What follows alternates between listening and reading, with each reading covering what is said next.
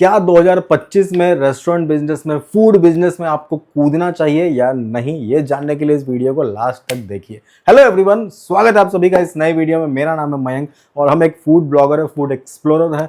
पूरे इंडिया में अलग अलग सिटीज़ में, अलग अलग स्टेट्स में जाते हैं, वहाँ के खाने को चखते हैं और उसे रिव्यू करके अपने यूट्यूब चैनल जिसका कि नाम है जायका पटना का, उस पर अपलोड करते हैं। बिहार का सबसे पहला जो फूड ब्लॉगिंग चैनल है वो हमारा ही है। जब ये फूड ब्लॉगिंग की कल्चर नहीं शुरुआत हुई थी बिहार में, तब से हम लोग इस काम को कर रहे हैं। लगभग 5-6 साल हो चुका है और वो सारा वीडियोस जो है आप हमारे मेन चैनल जायका पटना पे जाके चेक कर सकते हैं। उसका लिंक डिस्क्रिप्शन में डाले हुए हैं। ये हमारा दूसरा चैनल है जायका पटना का किचन, जो कि मेरे रेस्टोरेंट के नाम से आज से लगभग 2 साल पहले हम खुद भी फूड बिजनेस में एंटर किए। अपना जो रेस्टोरेंट है उसकी शुरुआत की है जायका पटना का किचन के नाम से, जो कि पटना में है। पटना में अशोक राजपथ रोड में सिचुएटेड है। उसका भी डिटेल्स डिस्क्रिप्शन में डाले हुए हैं। तो ये जो चैनल है ना, इसमें हम लोग फूड बिजनेस के बारे में बात करेंगे, फूड बिजनेस के बारे में डिस्कशन करेंगे। अलग अलग वीडियोस के थ्रू आपको अवेयर करेंगे कि आपको ये करना चाहिए कि नहीं, या जो बारीकियां हैं इसमें वो सब हम लोग डिस्कस करेंगे। जो हमारा अपना एक पर्सनल एक्सपीरियंस है वो आपके साथ शेयर करेंगे। तो उस पर्पज़ के लिए इस चैनल को बनाया गया। इसमें हम लोग मिनी व्लॉग्स वगैरह भी डालते हैं। शॉर्ट्स वाले सेक्शन में आप जाके देखिएगा तो हम लोग ढेर सारा मिनी व्लॉग जो है अपने रेस्टोरेंट से रिलेटेड डालते हैं और काफ़ी मतलब खाने के बारे में बस बातें होती हैं इस चैनल पर, और बिजनेस के बारे में जो है वो बातें होती हैं इस चैनल पर। अगर आप भी अपना कोई फूड बिजनेस स्टार्ट करने वाले हैं या उसके बारे में सोच रहे हैं या प्लान कर चुके हैं या स्टार्ट कर चुके हैं, तो ये वीडियो आपके लिए काफ़ी हेल्पफुल होने वाला है। और ऐसा हम लोग काफ़ी ढेर सारा वीडियोस बनाएंगे वो जो कि और आगे चल के हेल्पफुल होगा आपके लिए। तो सबसे पहले तो चैनल को सब्सक्राइब कर दीजिए और हमारा जो मिनी व्लॉग्स है, जो हमारा शॉर्ट्स वाला सेक्शन है, उसे जरूर चेक कीजिएगा। तो अब आते हैं इस वीडियो पर। इस वीडियो का जो मुद्दा है, इस पर सबसे पहले तो किसी भी चीज़ की शुरुआत होने से पहले बेसिक्स क्लियर होना चाहिए। तो हम लोग इस वीडियो में जो है डिस्कस करने वाले हैं कि फूड बिजनेस होता कितने तरीके का, क्या क्या होता है, क्या क्या किया जा सकता है। आमतौर पर टिपिकली फूड बिजनेस जो है वो 3 तरीके का होता है। एक जो है वो हो गया कि आप कोई अपना प्रोडक्ट बना रहे हैं, एफएमसीजी वाला बिजनेस जो है वो हो गया, जिसमें कि आप पैकेज कर रहे हैं अपने प्रोडक्ट को और किसी शॉप पर जाकर सेल कर रहे हैं, उसे डिस्ट्रीब्यूट कर रहे हैं। तो वो एक पैक्ड फूड के कैटेगरी में आ गया। वो कंप्लीटली अलग एक हॉरिजन है, उसके बारे में हम लोग डिस्कशन अभी नहीं करेंगे। हम लोग यहाँ बात कर रहे हैं फ्रेश फूड का, जैसे कि आज बनाए और आज ही कंज्यूम करना होता है, वैसे खाने के बारे में बात कर रहे हैं। वैसा फूड बिजनेस जो है वो 2 तरीके का होता है। एक होता है जो कि बहुत आजकल पॉपुलर टर्म एक है क्लाउड किचन, और दूसरा जो है वो हो गया डाइनिंग मॉडल, जो कि सदियों से चलता आ रहा है, जो जिसे कि हम लोग बचपन से देख रहे हैं, सालों से जो है जिस मॉडल को हम लोग देख रहे हैं। मेनली जो है वो हो गया 2 मॉडल, एक हो गया क्लाउड किचन और दूसरा जो है वो हो गया डाइनिंग मॉडल। जो है वो क्लाउड किचन के बारे में अभी हम लोग डिस्कशन नहीं करेंगे, वो कंप्लीटली एक अलग चीज़ है, उसका सारा कहानी अलग है, उसका सारा कॉन्सेप्ट अलग है।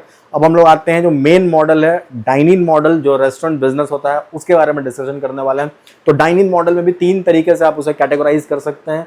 एक जो है वो हो गया जो क्विक सर्विस रेस्टोरेंट होता है वो, दूसरा जो है वो हो गया कैजुअल डाइनिंग रेस्टोरेंट, और तीसरा जो है वो हो गया फाइन डाइनिंग रेस्टोरेंट। 3 तरीके से आप उसे बांट सकते हैं। क्विक सर्विस रेस्टोरेंट की अगर हम लोग बात करें तो वो हो गया जैसे कि मैकडी है, जो भी बड़े बड़े आप ब्रांड्स देख रहे हैं जो कि वेस्ट से आया है इंडिया में। बिहार में अगर हम लोग बात करें तो बिहार में भी काफ़ी सारे ब्रांड्स आ चुके हैं अभी, जैसे कि KFC, मैकडी, बर्गर किंग, जो भी आप जानते हैं वो सारा ब्रांड जो वो क्विक सर्विस रेस्टोरेंट के कैटेगरी में हो गया। बेसिकली फंडा क्या है, क्विक सर्विस। आप जाइए, ऑर्डर प्लेस कीजिए और 5 से 10 मिनट के अंदर खाना जो है वो आपके पास होगा। सेल्फ सर्विस वाला कॉन्सेप्ट होता है मोस्टली। आप जाइएगा, काउंटर पे जो बिल है वो पे कीजिएगा, खाना लीजिएगा, टेबल पर आइएगा, खाइएगा। आप लोग मैक्सिमम लोग हो जो कि जानते ही होंगे कि कैसे होता है मैकडी या KFC, या कहीं ना कहीं तो आप ऐसे जगह गए होंगे। सेकंड मॉडल जो है वो होता है casual dining restaurant. Casual dining मतलब हो गया कि बहुत तामझाम नहीं है, अब बहुत लैविश सा लग्जूरियस एम्बियंस पे खर्च नहीं किया गया। एक बेसिक सिंपल कॉन्सेप्ट है, एक हाइजेनिक प्रॉपर बैठने का सेटअप आपको दिया जाएगा, साफ सुथरी जगह होगी और वहां जाइए, वहां बैठकर आप फूड जो है वो एंजॉय कीजिए। फूड भी थोड़ा बजट फ्रेंडली होगा और प्रेजेंटेशन बेसिक होगा, सिंपल होगा, बट मेन जो फोकस है उस मॉडल में होता है खाने के ऊपर। आप लोग जाते हैं वहां खाना खाने के लिए। कैजुअल डाइनिंग है, कोई उसके लिए आपको ओकेजन का जरूरत नहीं है। नाम से ही आप क्लियर हो रहा होगा कैजुअल डाइनिंग, कोई बहुत ओकेजन का जरूरत नहीं है, कोई बहुत प्लानिंग का जरूरत नहीं है। मूड गया चलो खाना, बस गए बैठ के खा लिए, ये वैसे जगह होती है। अगर एग्जांपल हम लोग पटना की बात करें तो पटना में वैसा काफ़ी सारा जगह है, जैसे कि बिरयानी महल जो है वो हो गया, उसे आप कैजुअल डाइनिंग कॉन्सेप्ट कह सकते हैं। या जो मेरा खुद का भी रेस्टोरेंट है ZPK किचन, उसको भी हम लोग कैजुअल डाइनिंग रेस्टोरेंट ही कहेंगे। और ऐसा काफ़ी सारा अलग अलग रेस्टोरेंट आपके अलग अलग गली नुक्कड़ में आपको देखने को मिल जाएगा।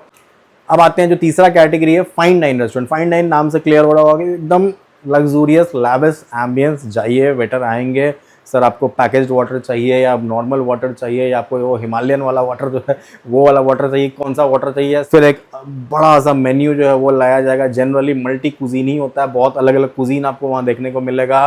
रेट्स ऑब्वियसली एक्सपेंसिव होगा ही, क्योंकि इतना फैसिलिटी दिया जा रहा तो पैसे तो आप ही से लेंगे, तो रेट एक्सपेंसिव होगा। तो बस वो जैसे अभी हम लोग रिसेंटली मुंबई गए थे तो वहाँ शिल्पा सिटी का रेस्टोरेंट है, बेस्टिन एट द टॉप, वो हो गया फाइन डाइन रेस्टोरेंट। उसी तरह से जो कि lavish, luxurious, hi fi, rate ज़्यादा, वहाँ लोग सिर्फ खाने के पैसे नहीं देते हैं, एम्बियंस के भी देते हैं, जो बाकी आपको हॉस्पिटैलिटी है उसका पैसा देते हैं, वो जो ब्रांड वैल्यू है उसका पैसा देते हैं।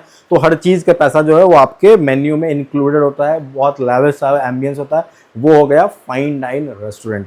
तो 3 तरीके का जो रेस्टोरेंट का मॉडल होता है। और चौथा अगर हम लोग कैटेगराइज करना चाहते हैं, चौथा मॉडल जो है वो सिंपल हो गया, जो हमारे गली में जो छोटा छोटा ढाबा टाइप का होता है, छोटा सा कोई अपना झोपड़ी टाइप का खोले हुए हैं, उसमें खिला रहे हैं या स्ट्रीट फूड पे खिला रहे हैं, वो सब चीज़ हो गया। तो अभी हम लोग एक ऑर्गेनाइज सेक्टर के, वो थोड़ा अनऑर्गेनाइज हो गया, उसका कोई आगे पीछे है नहीं, कब वो है कब वो हट जाए कोई उसका गारंटी नहीं है।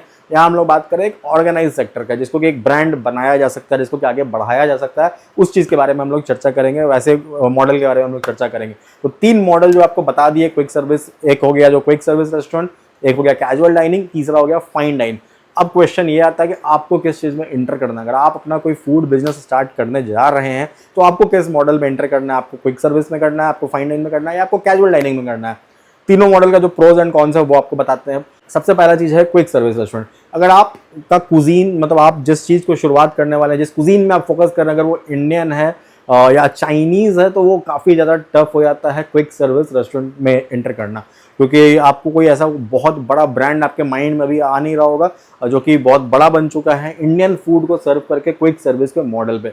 दिक्कत क्या होता है, हम भी पहले यही सोचते थे कि क्विक सर्विस में जाना है और इंडियन फूड पे फोकस करना है। जो मैकडी का मॉडल है उस मॉडल पे हम लोग चिकन पराठा को सर्व करेंगे, उस मॉडल पे हम लोग चिकन चावल को सर्व करेंगे। ये मेरे माइंड में कॉन्सेप्ट था इस बिजनेस में एंटर करने से पहले। बट जब उसमें एंटर किए, जब उसको उस मॉडल पे हम लोग गए, तो पता चला कि दिक्कत क्या होता है। सबसे पहला दिक्कत ये होता है कि अगर आप क्विक सर्विस में जाइएगा तो आपको बिल कटवाना है, खाना देंगे, टेबल पर आना है। अब हम लोग इंडियन खाने वाले जो लोग हैं, जो देसी लोग हैं, वो सब चीज़ नहीं पसंद करते, चाहते हैं जाएँ चाव से जाके बैठ के टेबल पे बैठे, पानी वानी कोई पिलाए, फिर खाना ऑर्डर करे, फिर खाना आए, फिर पहले एक रोटी लेंगे गरम गरम, फिर एक रोटी और ऑर्डर करेंगे, फिर 2 रोटी और ऑर्डर करेंगे। तो ये सब हम लोग से होगा नहीं क्विक सर्विस में, कि जाके एक बार बिल कटवा ले, सारा खाना एक बार लेकर टेबल पर खुद से आए और खाए। मतलब पैसे भी दे रहे हैं, खाना भी अपना उठाए, खाना भी खाए, और रोटी कम पड़ गया तो रोटी अगर कम पड़ गया तो फिर से उठ के जाए, रोटी उनसे मांगे लाएं। तो ये जो देसी माइंडसेट है, जो हमारा इंडियन माइंडसेट है, वो ये कहता है कि ये मॉडल बहुत मुश्किल है इंडिया में सक्सेस करवा पाना, क्योंकि लोग इस चीज़ को फॉलो करेंगे नहीं। वो पहले एक रोटी करेंगे, फिर गरम गरम खाने वाला यहाँ कॉन्सेप्ट है। एक रोटी लाएंगे, एक सब्जी खाएंगे, अच्छा लगा, फिर दूसरा ऑर्डर करेंगे, फिर गर्मा गर्म दूसरा सब्जी आए। तो इसलिए अगर आप किसी कैजुअल क्विक सर्विस रेस्टोरेंट में जाना चाहते हैं, क्विक सर्विस रेस्टोरेंट की शुरुआत करना चाहते हैं, तो आपके लिए बहुत टफ होने वाला है। अगर आप इंडियन फूड को सेलेक्ट करते हैं या फिर चाइनीज को सेलेक्ट करते हैं, चाइनीज कुछ हद तक आप कर भी सकते हैं, जैसे कि वाओ चाइना जो है, वाओ मोमो का जो ब्रांड है वाओ चाइना, वो लोग भी चाइनीज मॉडल में ही, क्विक सर्विस मॉडल में ही है, चाइनीज फूड को सर्व करते हैं। वो लोग कुछ हद तक इसे किए हैं, या चाइनीज में और भी काफी सारे ब्रांड आपको मिल जाएंगे। चाइनीज कंपैरेटिवली इजी होता है इंडियन के कंपैरिजन में। चाइनीज फूड के साथ सबसे बड़ा इशू क्या आने वाला है कि उसे, मतलब अगर आप एसओपी ड्रिवन करना चाहते हैं, थोड़ा स्टैंडर्डाइज करना चाहते हैं, वो काफी टफ होता है। आप पिज्जा बर्गर को एक स्टैंडर्ड मॉडल में ला सकते हैं, क्योंकि ये सब कुछ पैकेज होता है, उसका जो टिक्की है वो आप पैक रख सकते हैं, ऑर्डर आया तो फ्राई किया गया, मेयोनीज है, लिक्विड चीज़ है, जो सैलेड है, वो सब एक फिक्स क्वांटिटी में है, फिक्स फार्मूला है।